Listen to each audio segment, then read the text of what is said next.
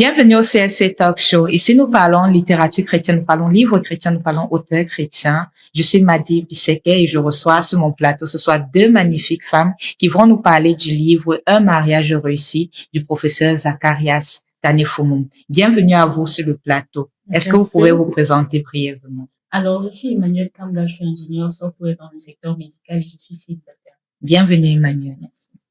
Moi, c'est Manuela Omoko, mariée depuis bientôt 4 ans. Je suis étudiante entrepreneuse. Bienvenue sur ce plateau encore Merci. une fois. Alors, comment vous avez trouvé de prime abord? On va commencer par là, la lecture du livre.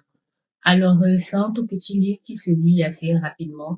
Et disons que à plusieurs endroits dans le livre, j'ai été assez secouée par les propos de l'auteur parce que c'était carrément aux antipodes de ce que je m'imaginais en ce qui concernait le mariage, mais bon, on aura l'occasion de revenir là-dessus. Bien sûr. Oui, dans le livre a soulevé beaucoup de vérités qui étaient vraiment à l'opposé de ce que moi j'avais comme idée du mariage et c'était difficile à assimiler. OK, mais vu que vous êtes là, je crois que on va quand même, vous avez pu retenir quelque chose.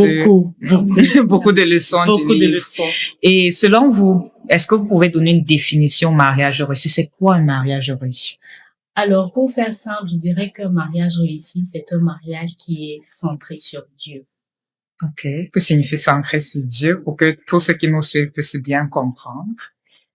Alors, centré sur Dieu, c'est un mariage dans lequel l'homme, il a reçu un but très clair du Seigneur Jésus qu'il est en train de poursuivre.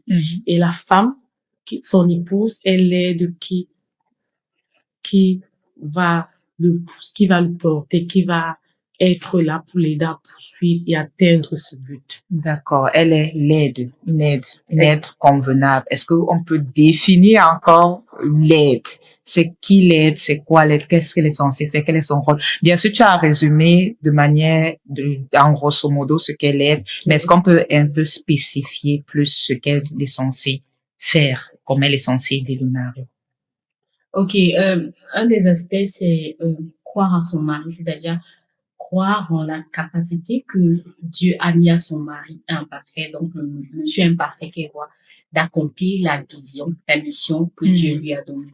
Okay. Et donc, un autre aspect va consister à s'investir totalement dans le service, c'est-à-dire à décharger son mari, qu'il soit vraiment au repos et qu'elle puisse assurer ses arrières par rapport à la mission que le Seigneur lui a confiée. Et je peux aussi rajouter, c'est une aide, c'est celle-là qui s'oublie complètement dans le mariage, c'est celle-là qui pense pour avancer du but de son mari. C'est aussi celle-là qui sait exalter son époux. Exalter l'époux. Oui, exalter son époux, c'est voir ses qualités, mettre ses qualités en avant et transformer même ses défauts en qualités, pouvoir justifier même ses défauts. Donc, c'est celle-là qui est concentrée sur les qualités de son mari. D'accord. Ça veut dire que si l'aide s'oublie complètement, elle vient donc dans le mariage sans un but personnel accompli. Est-ce vrai? Je peux enchérir. Bon, en tant que célibataire, d'abord, quand tu es célibataire, tu sers le Seigneur Jésus, tu travailles pour l'avancée du royaume du Seigneur Jésus. Et lorsque tu rentres dans un foyer, lorsque tu te maries, tu deviens l'aide. Donc, tu suis maintenant le but que ton époux a reçu du Seigneur Il Jésus. devient ton but en quelque sorte. Exactement, tu rentres dans son but parce que toi, la femme, tu n'as pas de but. Tu aidais dans la maison du Seigneur pour accomplir le but du Seigneur Jésus.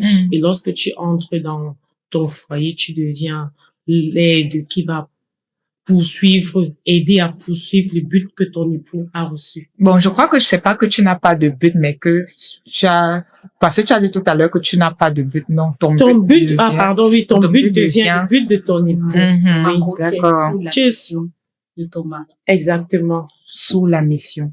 Oui. OK, sous autorité du mari. Oui. OK, c'est juste pour qu'on comprenne bien comment nous sommes en train d'avancer dans la lecture ou bien dans l'explication de ce livre. Vous avez parlé d'aide convenable. Est-ce que cela suffit pour avoir un mariage réussi? Est-ce que le fait qu'on soit l'aide convenable, que la femme soit l'aide convenable suffit à avoir un mariage à succès? Non, d'après le livre, ce n'est pas suffisant parce que pour avoir un mariage réussi, il faut d'abord satisfaire son mari céleste avant de satisfaire son mari terrestre. Donc, c'est lorsqu'on va travailler à essayer de satisfaire son mari céleste qui est Dieu, qu'on se ramène de satisfaire son mari terrestre, qui est l'homme. Qui est le mari en question. Exactement. Ok, pas de mariage. Donc le mariage céleste, il vient avant le mariage terrestre, d'accord. Mais pourquoi le mariage échouerait alors si vous avez donné tellement d'éléments depuis le début? En premier, on a l'homme qui reçoit la mission, l'appel de Dieu. Il cherche une aide convenable, ou Dieu lui donne une aide convenable pour venir l'aider dans cette mission-là. Et après, on a l'aide convenable qui est en train de servir le mari céleste pour pouvoir servir son mari terrestre. Pourquoi, selon vous, le mariage échoue?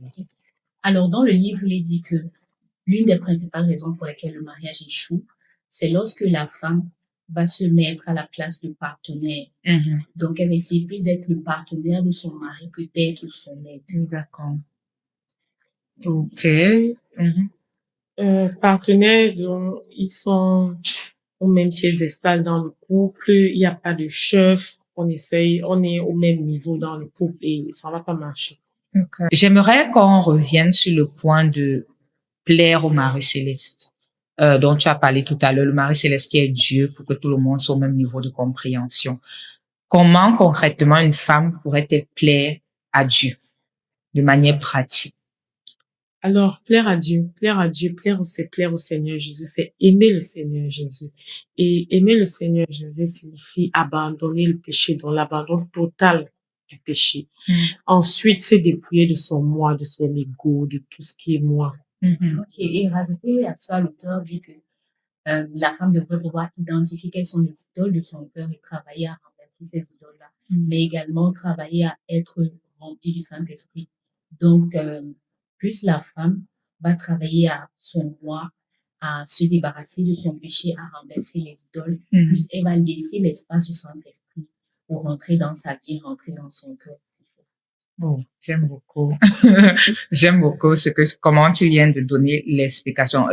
Tous les deux, en tout cas, c'est beaucoup plus concret pour tous ceux qui nous suivent, je crois. Il faut plaire au mari céleste avant de plaire au mari terrestre. Il faut plaire à Dieu avant de plaire à l'homme qu'on a épousé. J'ai un peu peur qu'à la maison, vous soyez autant effrayés que moi parce que je me demande où est la place de l'homme à ce niveau-ci. Si je dois juste plaire au mari céleste, cela voudrait-il dire que je ne dois pas plaire à mon mari qui est avec moi à la maison?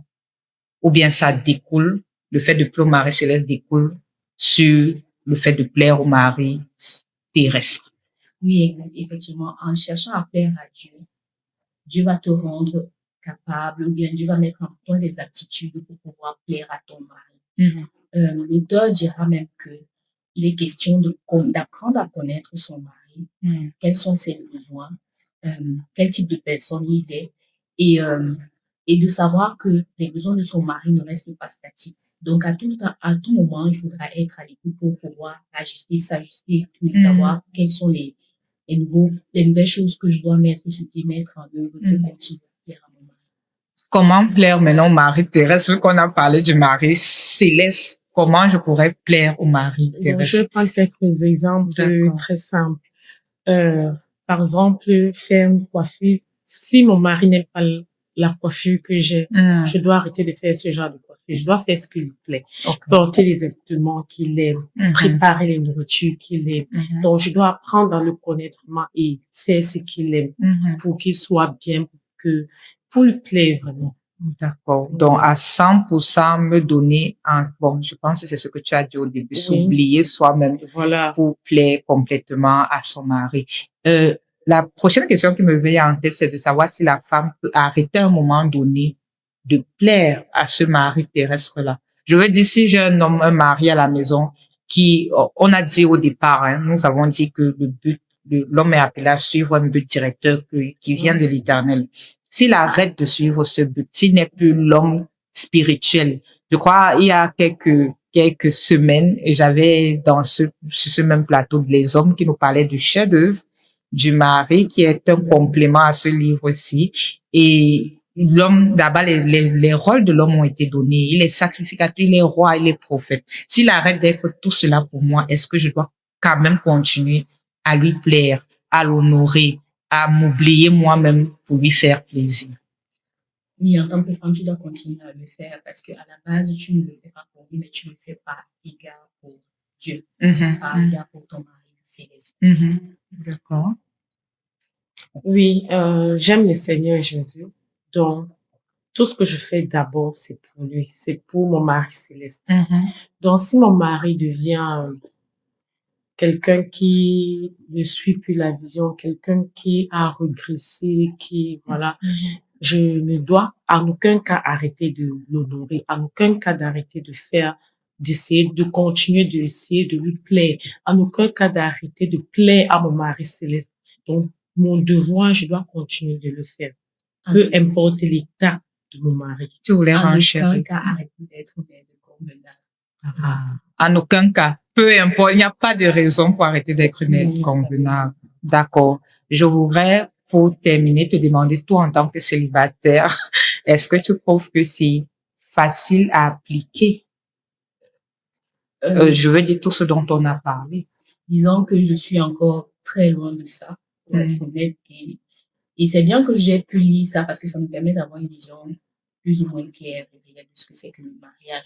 Donc, on va dire que je suis encore dans le process de digestion.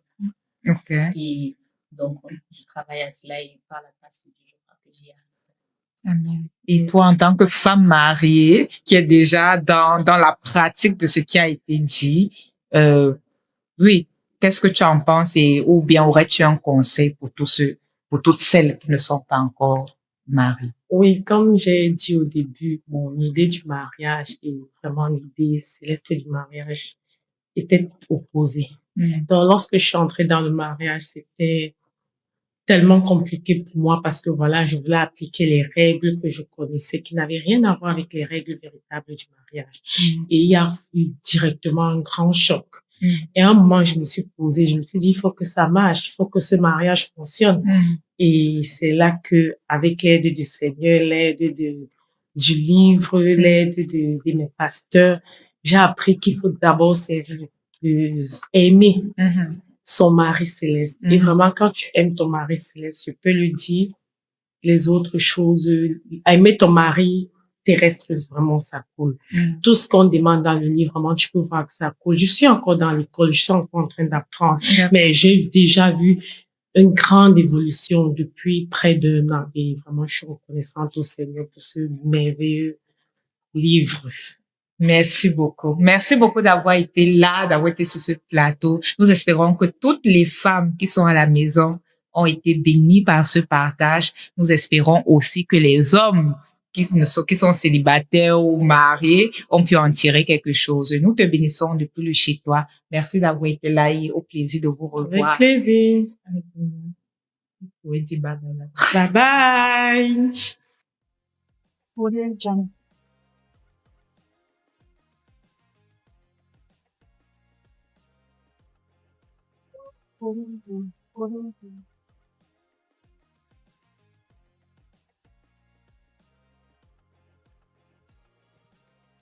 Jungle.